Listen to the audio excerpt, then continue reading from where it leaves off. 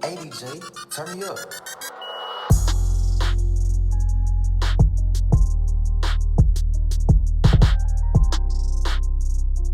Hi, welcome to my YouTube channel. My name is Erica. Make sure you like, comment, and subscribe. In today's video, I'm going to give you another story time. In this story time, we're going to talk about how I met my husband.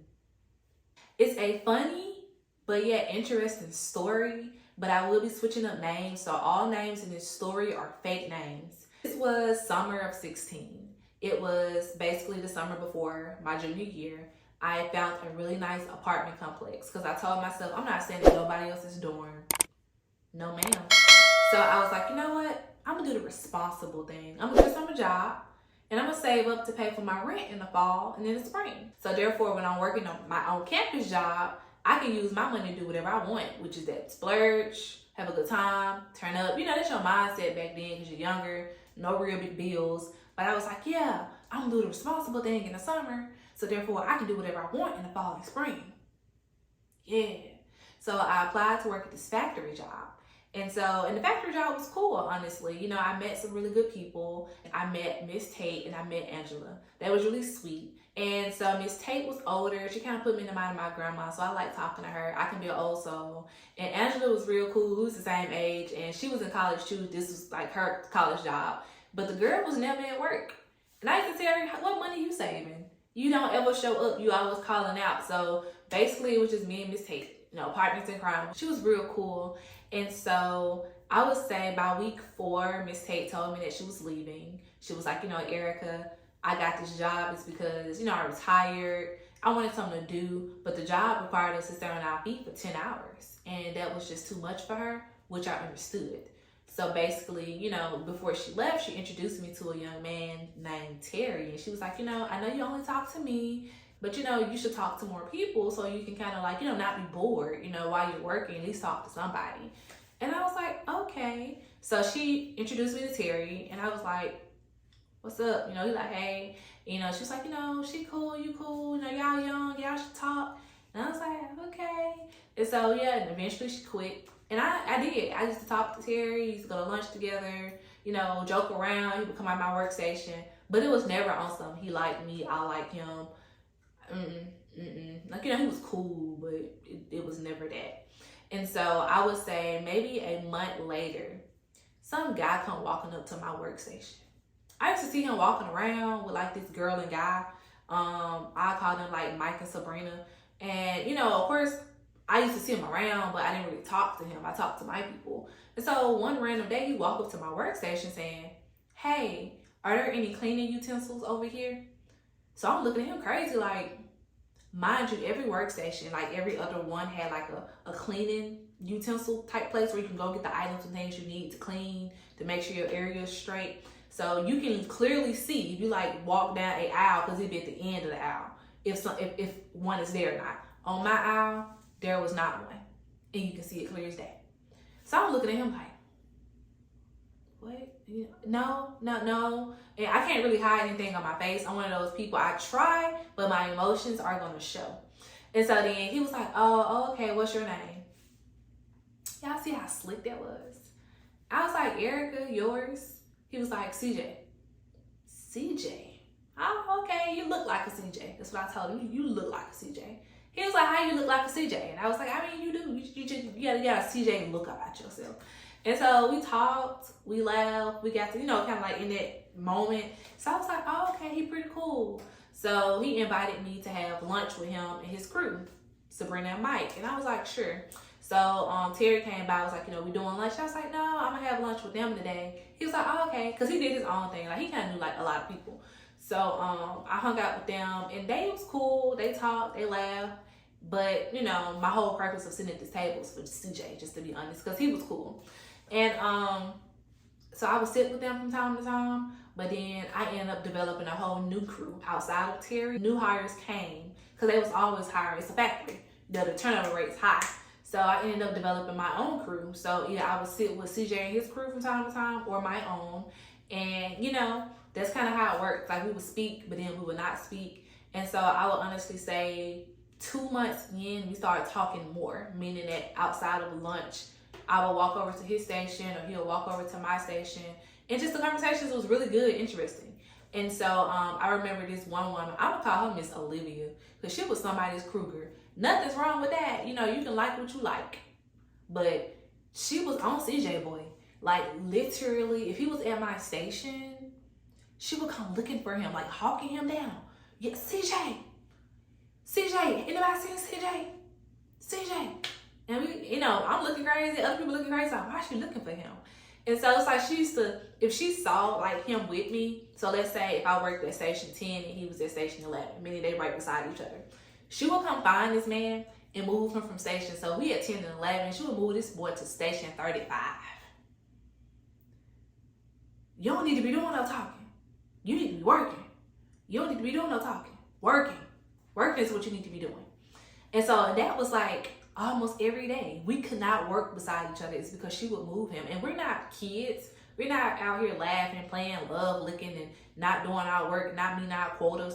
We're doing our jobs. Like, everybody at the factory talked. Like, you know, if you at 9 and somebody at 10, somebody at 2 and 3, you gonna talk to whoever, even if you barely kind of know them. Like, somebody gonna try to talk to you is because you on your feet 10 hours out of a day. And you just not, you can't listen to music. You can't stick no earphones in your ear. So it's like, you know, you gotta talk to somebody. So whether it was me or anybody else, he was gonna be talking. So it was weird that she would specifically find this man and move this man. So I used to say, CJ, did you and Miss Olivia have a thing? You had a thing going? Because I think she had to be maybe 20 years his senior. So we like 19, 20. She had to be in her 40s. And that's not old, but that's older than us. And it kind of gave that. It's because it was weird.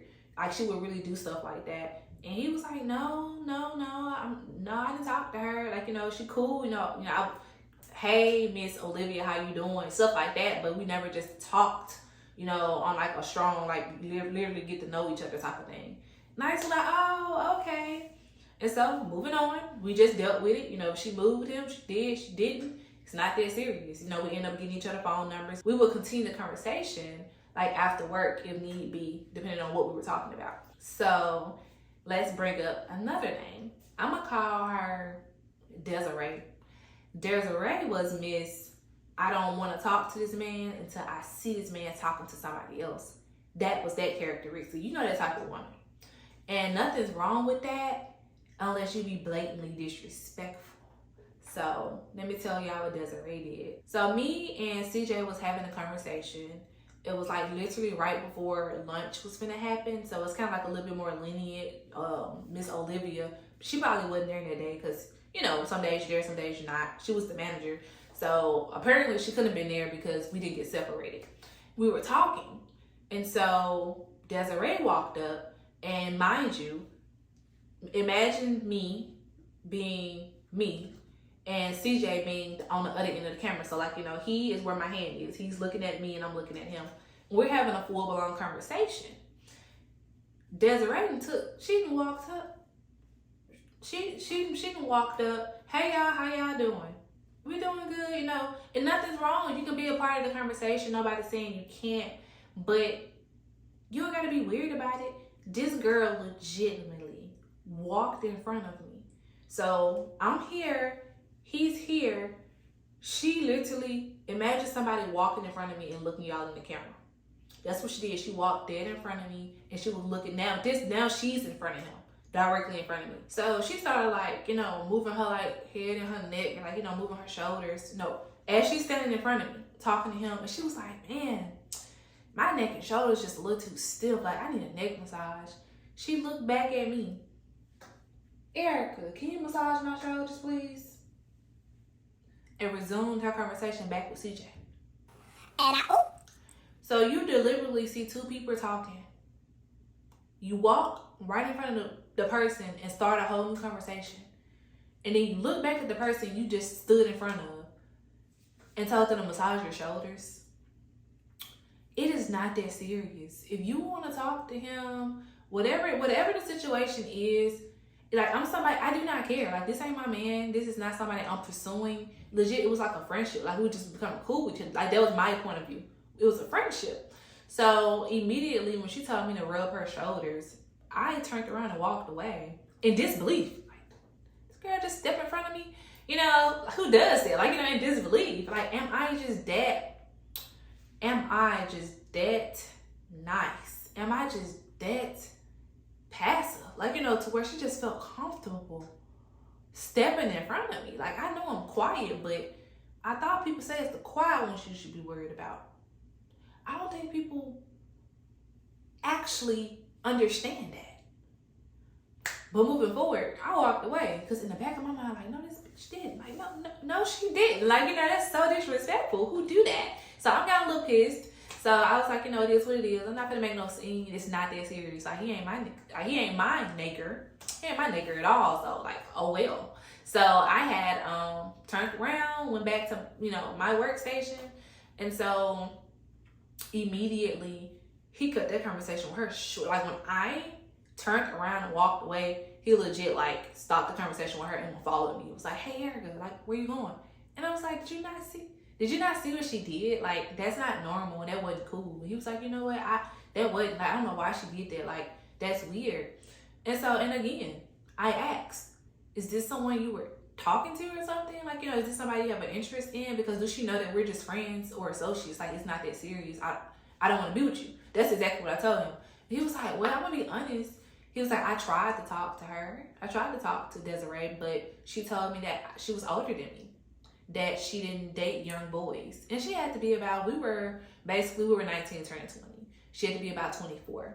She was 4 years older than him. And you know, yeah, that's older, but it's not too much older. But his exact words were, she said that she's older than me and, you know, it couldn't be a thing.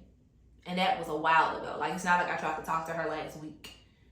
He said this had to be about maybe months ago. He was like, it was a while ago. And I was like, oh, okay. I was like, well, I that's weird. Like, why would she do that then? He was like, I honestly cannot tell you. So I let it roll off the shoulder. You know, it was just one of those situations to where I did my job, I got my money, and I went home. I didn't let any of those people get under my skin because it's not that serious.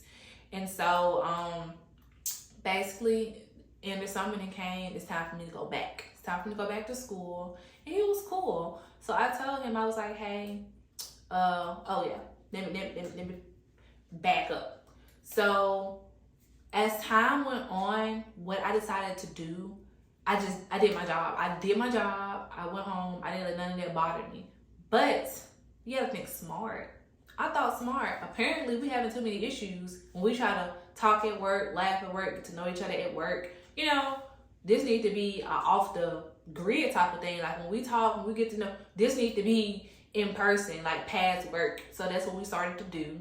So I wouldn't even call it dating, or maybe it was. So we started to, like, you know, go to the movies, go out to eat. So our thing was like Sonic runs. So I love me some Sonic, like not the food, but like, you know, slush, vanilla milkshake here and there. And I always crave it like around 7, 8 o'clock. So when I was like wanting it, I was like, hey, you busy? You want to go grab some Sonic? And he was like, sure, why not? So legit, like, we'll just go to Sonic, you know, grab food, and we'll go to a nearby park. And we'll just kind of like, you know, sit in the car or either get out, sit on the hood, kind of look at the stars and just talk. So we did it a lot. And so we really didn't talk too much at work. It's because it was too many weirdos, too many women. I guess it was just too many people trying to get in the way of, I don't know. In actuality, I did not see us becoming a couple, let alone married years later. So it's a funny story to think about, talk about.